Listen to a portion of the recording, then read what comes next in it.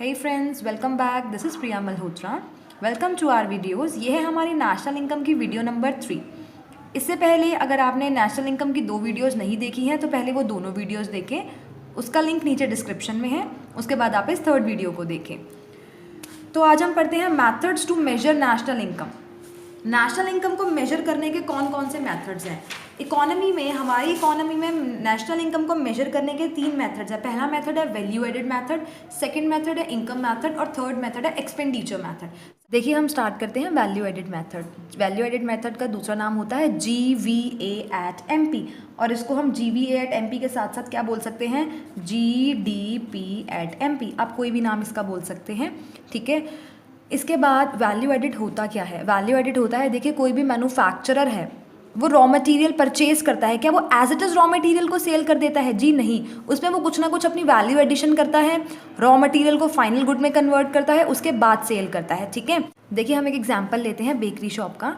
Bakery shop वाला floor खरीदता है 50 रुपीज़ का और उससे ब्रेड बनाता है और ब्रेड को सेल करता है 80 रुपीज़ में, ठीक है। तो जो ब्रेड को ये 80 रुपीज़ में सेल कर रहा है ये है उसका वैल्यू ऑफ आउटपुट यानी कि सेल, माइनस इसने एज अ इंटरमीडिएट क्या कंज्यूम किया। इंटरमीडिएट कंजम्पशन क्या था, फ्लोर 50 रुपीज़ का, तो इसका इंटरमीडिएट कंजम्पशन क्या होगा 50।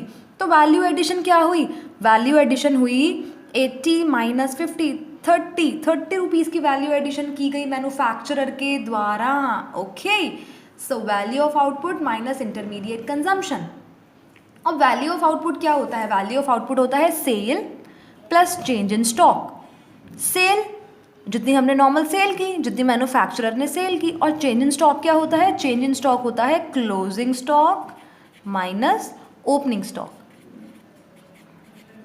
जो स्टॉक हमारे पास बच गया प्लस जितनी हमने सेल कर दी, उन दोनों को प्लस करके आता है वैल्यू ऑफ आउटपुट। ध्यान रखेंगे खाली सेल को नहीं लेंगे, चेंज इन स्टॉक को भी कंसिडर करेंगे। Closing stock minus opening stock, जितना स्टॉक हमारे पास बच गया प्लस जितनी हमने सेल कर दी, दोनों को प्लस करके आएगा। अब सेल में देखिए, सेल में कौन कौन सी सेल इंक्लूड होगी, डोमेस्टिक सेल भी होगी और एक्सपोर्ट भी होगा।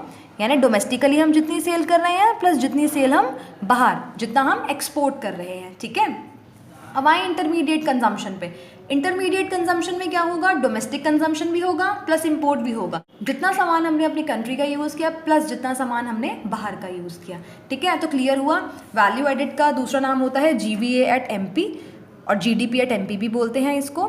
फॉर्मूला होता है value of output minus intermediate consumption. सबसे पहले आप निकालेंगे वैल्यू ऑफ आउटपुट, जिसका फॉर्मूला होता है sale plus change in stock. Sale में दोनों सेल इंक्लूड होती है, डोमेस्टिक सेल भी और एक्सपोर्ट भी।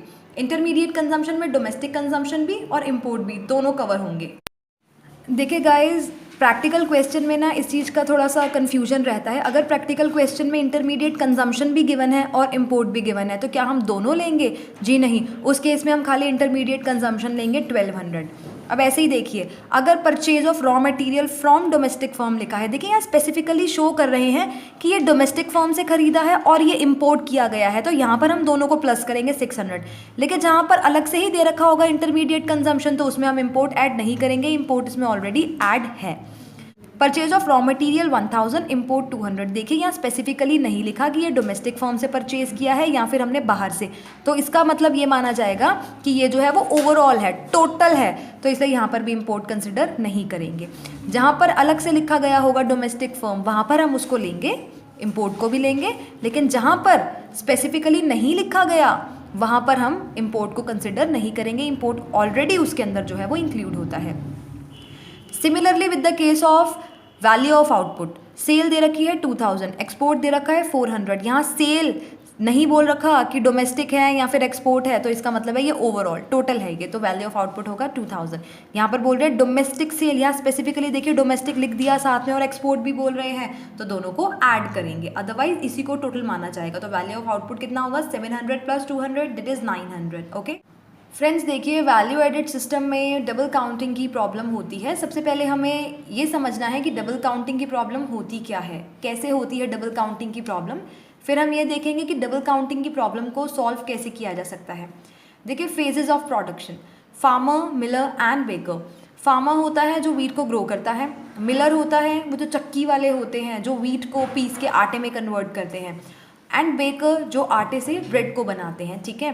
फार्मर के लिए इंटरमीडिएट कंजम्पशन कुछ भी नहीं होगा, क्योंकि फार्मर ने नॉर्मली अपने क्रॉप को ग्रो किया, वीट को ग्रो किया, तो सेल प्राइस कितना, फार्मर कितने में वीट को सेल करेगा, 500 में, ठीक है। इंटरमीडिएट कंजम्पशन कुछ भी नहीं है। तो फार्मर के लिए वैल्यू एडेड क्या होगा, sale price minus intermediate consumption, 500 minus 0 500। Miller का इंटरमीडिएट कंजम्पशन क्या है, जितने में फार्मर ने वीट को सेल किया उतने में मिलर ने वीट को परचेज किया, और उसके बाद मिलर ने उसको कितने में सेल किया, 700 में। तो वैल्यू एडिशन कितना हुआ मिलर का, 700 माइनस 500 200। इसके बाद मिलर ने 700 में सेल किया बेकर को, तो बेकर के लिए इंटरमीडिएट कंजम्पशन क्या हुआ, 700, और बेकर ने ब्रेड को सेल किया 1000 में, तो 1000 माइनस 700 300, वैल्यू एडिशन हुआ बेकर का। तो टोटल वैल्यू एडेड कितना हुआ, 500 200 300 1000। अब देखिए ये डबल काउंटिंग की प्रॉब्लम क्या होती है, फाइनली बनकर आ रही है ब्रेड बनी फ्लोर पिसे हुए आटे से। पिसा हुआ आटा कहाँ से आया, वीट से, गेहूं से। अब अगर हम अलग अलग देखें तो फार्मर के लिए सेल है 500 की, मिलर के लिए सेल है 700 की, और बेकर के लिए सेल है 1000 की। अगर हम ऐसे देखें तो ये तो 2200 की सेल हो गई। लेकिन अब सोचिए अगर ये 2200 की सेल होगी, फार्मर 500 पे टैक्स पे करेगा, मिलर 700 पे टैक्स पे करेगा, बेकर 1000 पे टैक्स पे करेगा, तो आप ये देख रहे हैं कि एक ही कमोडिटी पे बार बार टैक्स लग रहा है। ये होता है प्रॉब्लम ऑफ डबल काउंटिंग। 700 के अंदर 500 इंक्लूड है, 1000 के अंदर 700 इंक्लूड है, तो ये होता है प्रॉब्लम ऑफ डबल काउंटिंग, ठीक है। तो इस प्रॉब्लम ऑफ डबल काउंटिंग को अवॉइड कैसे किया जा सके, तो इसको अवॉइड करने के हमारे पास दो तरीके हैं। पहला है वैल्यू एडेड मेथड और दूसरा है फाइनल आउटपुट मेथड। ये दो तरीके हैं। देखिए वैल्यू एडेड मेथड में कैसे हम इसको करेंगे। वैल्यू एडेड मेथड में आप ये 1000 को लीजिए, सिर्फ इस 1000 को लीजिए, बाकी सब कुछ ये 2200 को ना लें। इस 1000 के अंदर क्या होगा, 500 भी है, 700 भी है, सिर्फ वैल्यू एडिशन है और हमें इसके ऊपर टैक्स पे करना पड़ेगा। तो वैल्यू एडेड मेथड अगर हम लेते हैं तो भी डबल काउंटिंग की प्रॉब्लम सॉल्व हो जाती है और हम ये 1000 रुपीज़ को कंसिडर करेंगे। फाइनल आउटपुट मेथड होता है कि हमें ये नहीं देखना कि पहले लेवल पे कितने का सेल हुआ, सेकंड लेवल पे कितने का सेल हुआ, हमें ये देखना है कि फाइनल लेवल पे कितने का सेल हुआ, 1000 रुपीज़ का। तो फाइनल आउटपुट मेथड के अकॉर्डिंग भी वैल्यू एडेड होगा 1000 रुपीज़। तो इससे भी डबल काउंटिंग की प्रॉब्लम सॉल्व होती है और इससे भी डबल काउंटिंग की प्रॉब्लम सॉल्व होती है, ठीक है। देखिए अब हम नेट वैल्यू एडिट का एक क्वेश्चन करते हैं, ठीक है। आपको कैसे पता चलेगा पेपर में ये क्वेश्चन इनकम मेथड का है, एक्सपेंडिचर मेथड का है, वैल्यू एडिट मेथड का है। आप सबसे पहले उसकी जो है ना आइटम्स देखेंगे, आइटम्स को देख के पता चलेगा। तो हमें यहाँ पे आइटम्स को देख के और यहाँ पे क्वेश्चन को देखकर भी पता चल रहा है कि ये वैल्यू एडिट का क्वेश्चन है, ठीक है। सबसे पहले हम वैल्यू एडिट का फॉर्मूला लिखेंगे। क्या फॉर्मूला होता है वैल्यू एडिट का, आउटपुट या फिर सेल्स माइनस इंटरमीडिएट कंजम्पशन, ठीक है। और जो वैल्यू एडेड होता है वो क्या होता है, GDP@MP, ये निकल कर आएगा, ठीक है।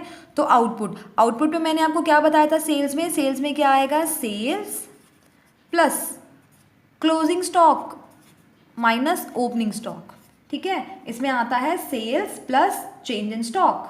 तो सेल्स कितनी है 90 प्लस क्लोजिंग स्टॉक कितना है 25 माइनस ओपनिंग स्टॉक कितना है 15, ठीक है। इसके बाद IC इंटरमीडिएट कंजम्पशन।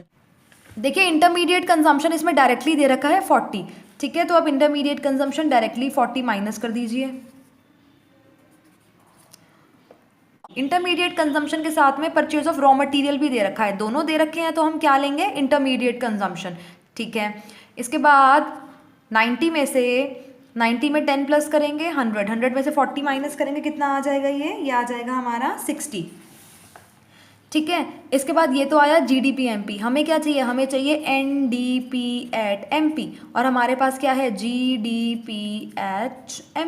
हमें G से जाना है N पे, G से N पे जाने के लिए माइनस करेंगे डेप्रीसिएशन कितना है 20, तो 60 में से 20 माइनस करेंगे, NDP/MP कितना आ जाएगा 40। एक बार दोबारा चेक करते हैं। देखिए वैल्यू एडिट जिसको GDP/MP बोलते हैं उसका फॉर्मूला होता है sales minus intermediate consumption. Sales में दो चीज़ें आती हैं, sales plus change in inventory. Change in inventory क्या होता है, क्लोजिंग माइनस ओपनिंग स्टॉक और माइनस इंटरमीडिएट कंजम्पशन। सेल दे रखी है 90 क्लोजिंग स्टॉक 25, ओपनिंग स्टॉक 15, तो 90 + 25 - 15, इंटरमीडिएट कंजम्पशन कितना दे रखा है 40 डायरेक्टली, तो हमने यहाँ पे लिख दिया 40 माइनस किया, तो ये माइनस करके आएगा 60। ये तो आया हमारे पास GDP-MP, हमें क्वेश्चन में क्या चाहिए NDP-MP, तो G से N पे जाने के लिए माइनस डेप्रीसिएशन, तो हमारे पास NDP-MP आएगा 40। ठीक है गाइज, इस तरीके से आप इन क्वेश्चंस को सॉल्व कीजिए। गाइज अगर वीडियो पसंद आई हो, सब कुछ समझ आया हो तो लाइक करना ना भूलें। मेरी वीडियोस के साथ अपडेट रहने के लिए और फ्यूचर में भी मेरी वीडियोस के साथ कनेक्ट रहने के लिए, क्योंकि सिर्फ 12th नहीं, 12th के बाद भी मैं आप लोगों के लिए, आपके बेनिफिट के लिए वीडियोस बनाऊंगी, तो मेरे चैनल को सब्सक्राइब कीजिए मेरी वीडियोज़ के साथ अपडेट रहने के लिए। बहुत सारे स्टूडेंट्स के कमेंट आते हैं कि जल्दी से अपलोड कीजिए, माइक्रो की वीडियो अपलोड कीजिए, मैक्रो की वीडियो अपलोड कीजिए। देखिए, मैं बहुत ही अपने बिजी स्केड्यूल में से टाइम निकाल के आप लोगों के लिए नोट्स प्रिपेयर करती हूँ, तो जैसे जैसे मेरे पास जब जब टाइम होता है मैं आप लोगों के लिए वीडियोस प्रिपेयर करती हूँ। सो गाइज प्लीज़ आप थोड़ा सा पेशेंस रखें, जैसे जैसे मुझे टाइम मिलेगा मैं वीडियोस अपलोड करूँगी। और बाकी इस वीडियो को देखिए, इस वीडियो के बाद 2 मेथड बचते हैं, वो मैं आपको नेक्स्ट वीडियोज़ में समझाऊंगी। चैनल को सब्सक्राइब कीजिए, लाइक कीजिए। Thank you so much guys for watching this video. Bye bye.